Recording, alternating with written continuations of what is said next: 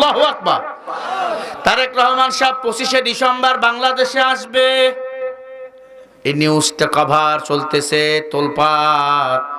তারেক রহমানের সাথে দেশে আসাবার জন্য অনেক নেতা পাগল, কারণ তারেক রহমান যদি বাংলাদেশে আসবে লক্ষ লক্ষ মানুষ ঢাকায় ওই দিন ঢুকবে, পুরো ঢাকা অচল হয়ে যাবে, ঠিক কিনা?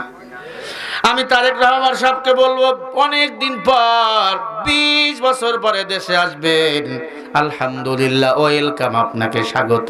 বাংলাদেশে আসবেন, নির্বাচন করেন, আপত্তি নাই। মানুষকে একটা কথা তথ্য দেন, আপনি ক্ষমতায় গেলে আর কোনো মানুষকে মারবে না, আর কোনো চুরি হবে না, খুন হবে না, গুণ হবে না, আপনি কোরআন দিয়ে রাষ্ট্র চালাবেন।